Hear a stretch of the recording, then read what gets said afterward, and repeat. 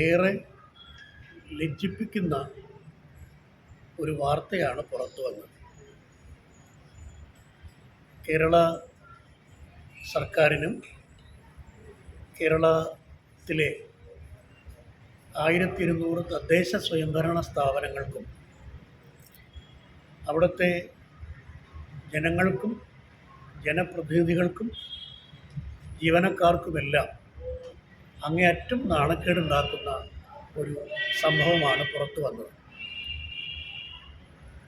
പാവങ്ങൾക്ക് വേണ്ടി തയ്യാറാക്കിയ സാമൂഹ്യ സുരക്ഷാ പെൻഷൻ എന്ന പദ്ധതിയിലെ പെൻഷൻ 1458 സർക്കാർ ഉദ്യോഗസ്ഥർ തന്നെ തട്ടിയെടുക്കുന്ന ഒരു വളരെ മോശപ്പെട്ട ഒരു സംഭവത്തിനാണ് കേരളം സാക്ഷ്യം വഹിച്ചത്. ഈ വേലി തന്നെ വിളവ് തിന്നുന്നു എന്നൊക്കെ പറഞ്ഞ് കേട്ടിട്ടുണ്ടെന്നല്ലാതെ കേരളത്തിലെ ഗസറ്റഡ് റാങ്കിലിരിക്കുന്ന പ്രൊഫസർമാരും അധ്യാപകരും വരെ ആരോഗ്യ വകുപ്പിലെയും വിദ്യാഭ്യാസ വകുപ്പിലെയും ഉദ്യോഗസ്ഥർ വരെ വലിയ ശമ്പളം വാങ്ങുന്ന ആളുകൾ ഈ പാവങ്ങൾക്ക് കിട്ടേണ്ട ഈ തുച്ഛമായ ക്ഷേമ പെൻഷൻ 1600 രൂപ കവർന്നെടുക്കുന്നു എന്നത് എല്ലാവരെയും അമ്പരപ്പിക്കുന്ന ഒരു കാര്യമാണ്. സാമൂഹ്യ സുരക്ഷാ പെൻഷൻ അതിൻ്റെ മാനദണ്ഡങ്ങൾ, ചിലതിന് പ്രായപരിധിയുണ്ട്, വരുമാന പരിധിയുണ്ട്.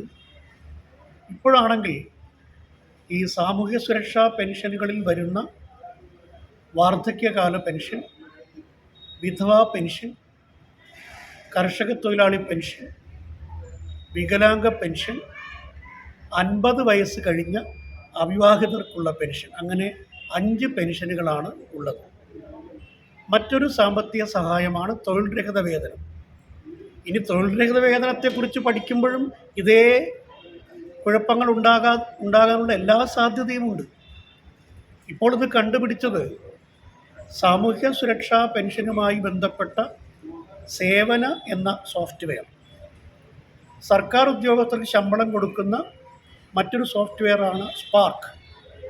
ഈ സേവനയും സ്പാർക്കും തമ്മിൽ താരതമ്യപ്പെടുത്തിയപ്പോഴാണ് ഈ കള്ളത്തരം കണ്ടുപിടിച്ചത്. ഇത് അബദ്ധത്തിൽ സംഭവിക്കുന്നതല്ലല്ലോ, കാരണം എല്ലാം തെളിവുകളുള്ളതാണ്. എങ്ങനെ നോക്കിയാലും, വയസ്സ് വെച്ച് നോക്കിയാലും, വാർഷിക കുടുംബ വരുമാന പരിധി വെച്ച് നോക്കിയാലും ഇവരാരും അർഹരല്ല എന്ന് ഇവർക്ക് തന്നെ അറിയാം. അതുകൊണ്ടാണ് ഇതൊരു അബദ്ധത്തിൽ സംഭവിക്കുന്നതല്ല എന്ന് നമുക്ക് മനസ്സിലാക്കാവുന്നത്. വാർഷിക കുടുംബ വരുമാന പരിധി എല്ലാ പെൻഷൻ പദ്ധതികൾക്കും 1 ലക്ഷമാണ്. ഈ കള്ളത്തരം കാണിച്ച് വാങ്ങിച്ച ആൾക്കാർക്ക് ഒരുപക്ഷെ മാസശമ്പളം തന്നെ 1 ലക്ഷം രൂപയുടെ അടുത്തുണ്ടാവും. അപ്പോൾ ഇതെങ്ങനെ സംഭവിക്കുന്നു എന്ന് ചോദിച്ചാൽ മനഃപൂർവ്വമാണ്. കാരണം അപേക്ഷ സമർപ്പിക്കുമ്പോൾ അർഹതയുള്ളവർ മാത്രമേ അപേക്ഷ സമർപ്പിക്കാവൂ. അപ്പോൾ അർഹതയില്ലാത്തവർ അപേക്ഷ സമർപ്പിച്ചാൽ ലോക്കൽ ബോഡി സെക്രട്ടറി ആണെങ്കിലും ഇത് വെരിഫൈ ചെയ്യുന്ന ഉദ്യോഗസ്ഥന്മാരാണെങ്കിലും ഈ പെൻഷൻ അപേക്ഷകൾ ഗ്രാമസഭയിൽ വയ്ക്കുമ്പോഴാണെങ്കിലും ജനപ്രതിനിധികൾ ഉദ്യോഗസ്ഥരും പരിശോധിക്കുമ്പോഴാണെങ്കിലും ഒക്കെ ഈ അപാകതകൾ വളരെ വ്യക്തമായി തെളിഞ്ഞു വരേണ്ടതാണ്. പക്ഷേ ഒരു ഘട്ടത്തിലും ഈ തെറ്റായി അപേക്ഷ കൊടുത്തവർ മുതൽ ഇത് പരിശോധിച്ചവർ വരെ അതിൽ ജനപ്രതിനിധികളും ജീവനക്കാരും പെടും എന്നതാണ് അമ്പരപ്പിക്കുന്ന കാര്യം.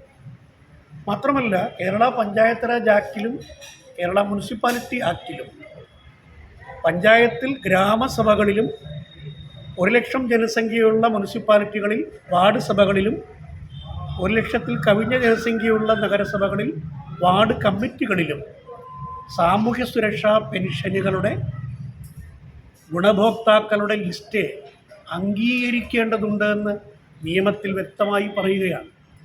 അപ്പോൾ തീർച്ചയായും ഇത് ജനപ്രതിനിധികളുടെ ഭാഗത്ത് മാത്രമല്ല, ജീവനക്കാരുടെ ഭാഗത്ത് മാത്രമല്ല, ഗ്രാമസഭകളിലും വാർഡ് സഭകളിലും വാർഡ് കമ്മിറ്റികളിലും അർഹരായ അല്ലാത്തവർ വരുമ്പോൾ അവിടെ ജനങ്ങളുടെ ഒരു ജാഗ്രതയും ഇടപെടലും ഉണ്ടാകേണ്ടതായിരുന്നു. അവിടെയും പിഴവ് വന്നിട്ടുണ്ട്. ഇനി അപേക്ഷ വന്ന് പരിശോധനാ ഘട്ടത്തിൽ ഇത് ശരിയാണോ തെറ്റാണോ എന്ന് നോക്കാൻ കഴിയേണ്ടതാണ്. അതുപോലെ സെക്രട്ടറി ഉൾപ്പെടെയുള്ള ആളുകൾ ഈ തെറ്റായ പെൻഷൻ കൊടുക്കുന്നുണ്ടെങ്കിൽ അവർ ഉത്തരവാദിയാണെന്ന് സർക്കാർ ഉത്തരവിൽ തന്നെയുണ്ട്. ഇപ്പോൾ 90കളിലാണ് ഈ പെൻഷൻ പദ്ധതികളൊക്കെ വരുന്നത്.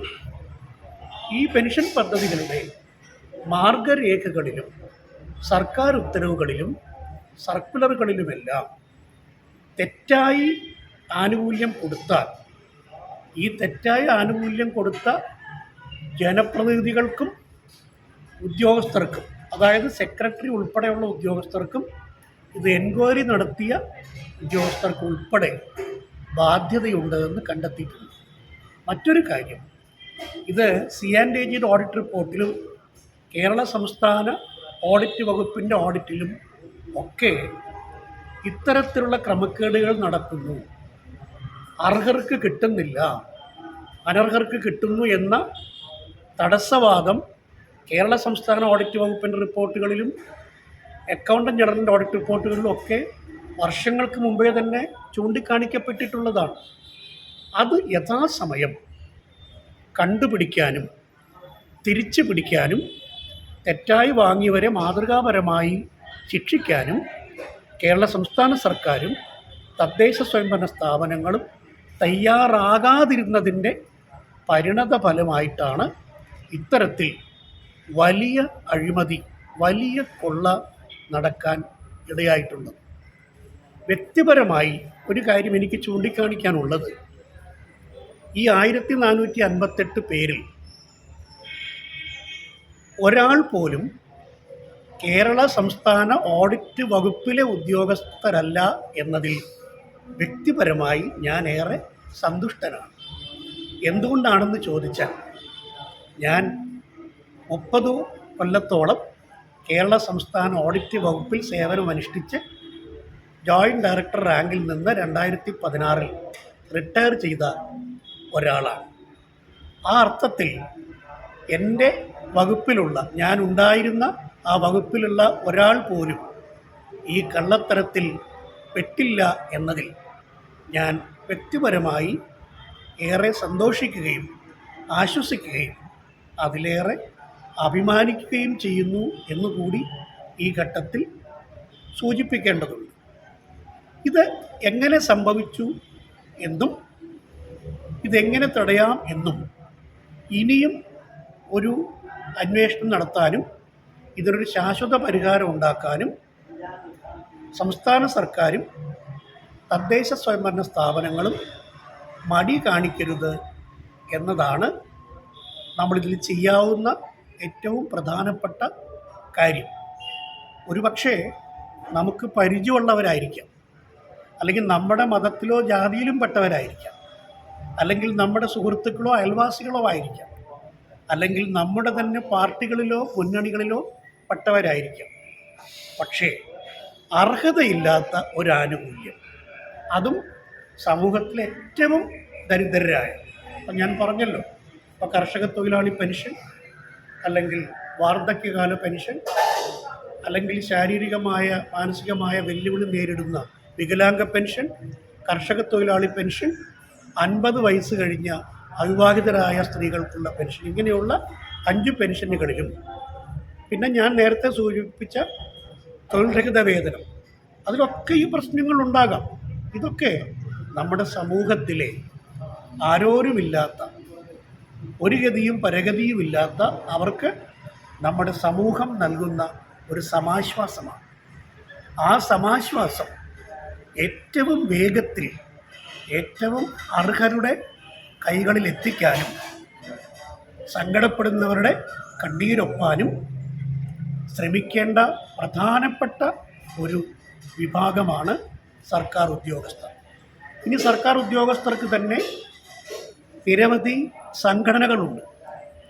ആ സംഘടനകൾ തന്നെ ഇത് ഏറ്റെടുക്കേണ്ടതുണ്ട്. കാരണം ഇങ്ങനെ ചെയ്യുക വഴി, കുറച്ച് പേർ മാത്രം ഇങ്ങനെ ചെയ്യുക വഴി ഇത് കൂടുതൽ പേരുടെ വസ്ത്രങ്ങളിലേക്കും ഈ ചെളി തെറിക്കും എന്നതുകൊണ്ട് ഞാൻ ഉൾപ്പെടെയുള്ള ആളുകൾ ആഗ്രഹിക്കുന്നത്, ഞങ്ങളെ നാളെ കാണുമ്പോഴും ദാ ഇങ്ങനെ പാവപ്പെട്ടവരുടെ പണം കട്ടവൻ്റെ വർഗത്തിൽപ്പെട്ടവൻ ദാ പോകുന്നു എന്ന് പറയില്ലേ. അതുകൊണ്ട് എത്രയും വേഗം ഈ ഇങ്ങനെ ഈ പാവങ്ങളുടെ പിച്ചച്ചട്ടിയിൽ കൈയിട്ട് വാരിയവരുടെ പേരുകൾ സഹിതം, ഒരുപക്ഷെ ഫോട്ടോ സഹിതം പോലും ഇത് പ്രസിദ്ധീകരിക്കണം എന്നതാണ് എൻ്റെ വ്യക്തിപരമായ ഒരു ആഗ്രഹം. കാരണം അപ്പോഴാണ് എല്ലാവരുമില്ല, ഒരുപാട് പേർ രാപ്പകൽ മഴയറിയാതെ വെയിലറിയാതെ രാവറിയാതെ പകലറിയാതെ പാവങ്ങൾക്ക് വേണ്ടി അധ്വാനിക്കുന്ന നല്ല ഒരുപാട് ഉദ്യോഗസ്ഥരെ കൊണ്ട് സമ്പന്നമാണ് കേരളം. അവരുടെ ആ നന്മയുടെ ചിറകൊടിക്കാതിരിക്കാൻ വേണ്ടിയും അവരുടെ സത്യസന്ധതയ്ക്ക് ഒരു പരിക്കുമേൽക്കാതിരിക്കാൻ വേണ്ടി ഇത്തരത്തിലുള്ള കള്ളനാണയങ്ങളെ എത്രയും വേഗം സമൂഹത്തിൻ്റെ മുൻപിലേക്ക് പേരും ചിത്രവും സഹിതം കൊണ്ടുവരികയും ഇത്തരത്തിലുള്ള ഒരു കുറ്റം ആവർത്തിക്കാതിരിക്കുന്നതിനും തെറ്റ് ചെയ്തവരിൽ നിന്ന് പണം തിരിച്ചു പിടിക്കുന്നതിനും അതിനേക്കാളൊക്കെ പ്രധാനം മാതൃകാപരമായി അവർക്കെതിരെ അച്ചടക്ക നടപടി സ്വീകരിക്കുന്നതിനും അധികാരികൾ എത്രയും വേഗം തയ്യാറാകണം എന്നതാണ് ഇത്തരമൊരു കള്ളത്തരം ഭാവിയിൽ ആവർത്തിക്കാതിരിക്കാനുള്ള ഏക പോംവഴി. അതുകൊണ്ട് എത്രയും വേഗം അത്തരം ഒരു നടപടി ഉണ്ടാകുമെന്നും ഇത്തരത്തിലുള്ള തെറ്റുകളും കുറ്റങ്ങളും പാവങ്ങളോടുള്ള കാരുണ്യമില്ലായ്മയും ഇനിയും ആവർത്തിക്കാതിരിക്കും എന്നും വേണം നമുക്ക് പ്രതീക്ഷിക്കാൻ. അത്തരത്തിലുള്ള ഒരു ശുഭപ്രതീക്ഷയോടുകൂടി ഈ വിഷയത്തെക്കുറിച്ചുള്ള എൻ്റെ പ്രതികരണം അവസാനിപ്പിക്കുന്നു.